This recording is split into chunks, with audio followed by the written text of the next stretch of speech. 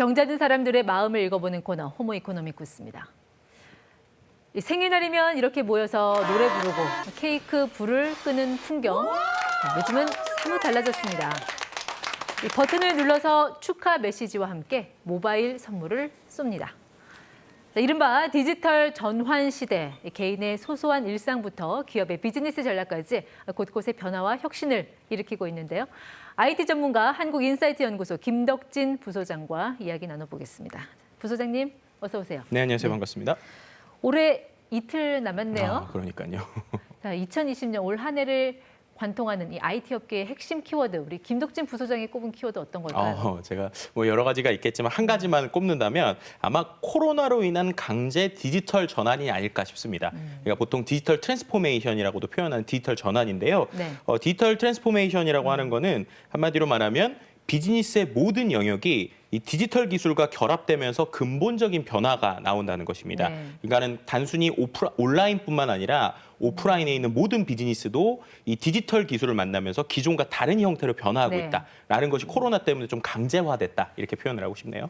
비즈니스로 가기 전에 네. 그러니까 개인의 일상에도 이거 적용해 볼 수 있나요?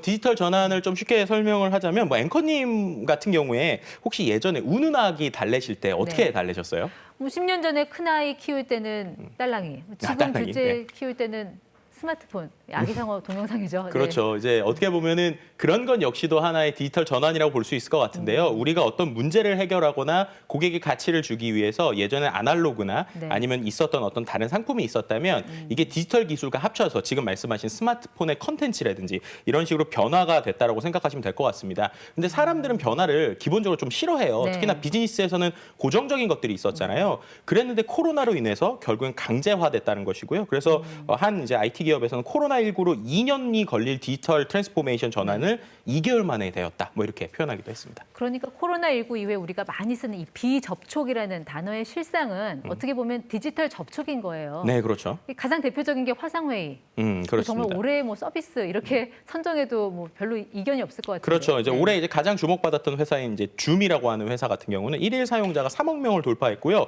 30배 이상의 폭발적인 성장세를 보였습니다. 특히 2분기 실적 발표에서는 4배 이상 증가한 매출로 모두를 놀라게 했는데 여기서 중요한 건 그럼 이런 화상회의가 기존에 없었느냐? 네. 그렇지 않고 있었거든요. 하지만 이게 지금까지는 주가 아니었죠. 그러니까 좀 보조였는데 이걸 핵심으로 쓰게 되는 줌이라고 하는 회사가 적정 기술, 그러니까 거기에 맞는 정확한 기술을 통해서 네. 어떻게 보면 이 시대를 발전시켰다라고도 볼 수 있을 것 같습니다. 조금 더 디테일을 강화한 측면이 있었죠. 네, 맞습니다. 그런데 지금 기술 발전 속도를 보면 지금보다 훨씬 진일보한 화상회의가 나올 거라는 예감이 들거든요. 네, 이미 최근에도 연구되고 있는 것들인데요. 예를 들면 AR이나 VR 기기 같은 것을 끼고 실제로 우리가 만나서 회의하는 것 같은 느낌을 내는 것이죠. 저런 안경 끼고요. 네, 맞습니다. 저렇게 지금 증강현실 기기를 끼고 나면 또 다른 곳에 있는 그 안경을 낀 사람들이 저런 식으로 같이 캐릭터처럼 이제 화면으로 만나는 것이 아바타를 통해서 아바타 화상회의네요. 네. 서로 간에 어떤 모습을 띠고 있는 아바타들이 모이게 되는데 저게 어떤 컴퓨터 현실뿐만 아니라 내 눈앞에 있는 벽에 저런 식으로 메모가 나온다든지 회의를 하면서 하는 기술들이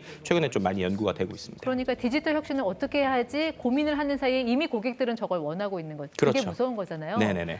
기업들이 당연히 변화를 할 수밖에 없겠네요. 네, 맞습니다. 실제로 이제 변화하는 또 흐름에서 무서운 것 중에 하나가 고객이 눈치채지 못하게 디지털 기술이 많이 발전하고 있다는 것이거든요. 제일 대표적인 게 스타벅스 사례를 좀 들 수 있을 것 같은데 스타벅스 같은 경우는 우리가 이제 갈 때 이미 스마트폰으로 커피를 주문하는데 매장에서 여러 가지 것들을 행위를 다 이걸로 하고 있잖아요.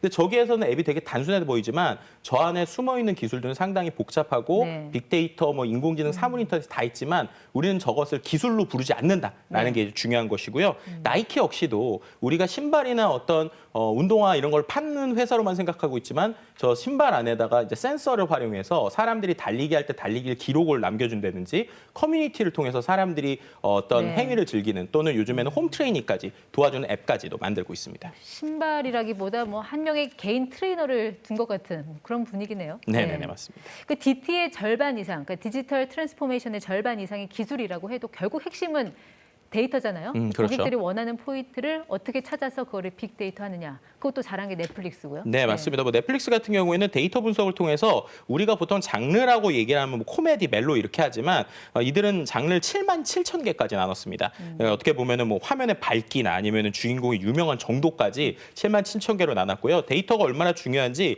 나이키 같은 경우에는 최근에 이커머스 사이트인 아마존에서 나와서 자사 어떤 몰에서 판매를 한다고 그랬거든요. 그게 뭐냐면 네. 자신들이 자신의 물건을 사는 사람들의 데이터를 가지고 그것 속에서 가치를 만들어내겠다라고 하는 하나의 신호탄으로도 볼 수 있을 것 같습니다. 그러니까 디지털 세상에서 가장 비싸고 가치 있는 게 이제 데이터라는 얘기잖아요. 그렇죠. 특히 이제 구글이라든지 또 뭐 MS 이런 회사들 이런 데서는 사용자의 데이터가 곧 주가로 정확하게 또 환산이 되기도 하고. 그렇죠. 네. 이런 네. 기업들은 좀 어떻게 변화에 대응을 하고 있나요? 두 가지인데요. 하나는 데이터를 가지고 서비스를 하기도 하지만 다른 사람들의 데이터를 담아서 그 정보를 주는 클라우드 서비스들도 우리가 이야기를 해야 될 것 같습니다. 클라우드라는 것은 우리가 구름이라고도 표현하지만 다양한 데이터들을 수천 대의 컴퓨터를 통해서 모아서 네. 어디서든지 우리가 접근하게 해주는 서비스라고 보시면 될 것 같습니다. 그러니까 클라우드가 기존의 저장 공간 같은 가상의 저장 공간 같은 그런 의미였는데 네. 이게 요즘은 점점 기능이 발전을 해서요. 뭐 한글도 대체하고 워드도 대체하고 굉장히 다양하게 쓰임새가 발전을 하고 있는 것 같아요. 네, 맞습니다. 네. 이제 과거에는 말씀하신 것처럼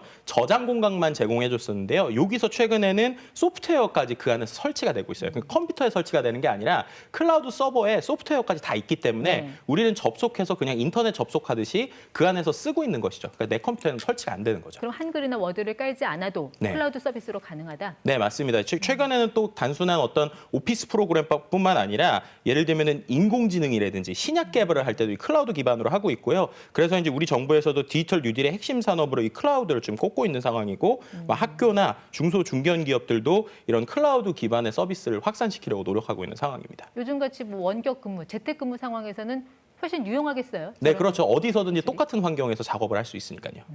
그런데 최근에 구글이 좀 사고를 세게 쳤잖아요. 네, 이 그렇죠. 클라우드 계정이 먹통이 되면서 뭐 유튜브도 못 보였었고 그때 지메일도 안 됐었고 어떻게 이런 일이 벌어진 거예요? 그러니까 지금 그거에 대해서 내용을 보면은 이제 그 구글 내에서 로그인하는 서비스 일부가 문제가 생겼다라고 지금 얘기가 되고 있는데요. 근데 이게 중요한 거는 단순히 하나의 문제로 그냥 한 서비스가 멈추는 수준이 아니라 미국에서는 거의 어떤 사회가 멈췄다라고 표현될 정도라는 것이죠.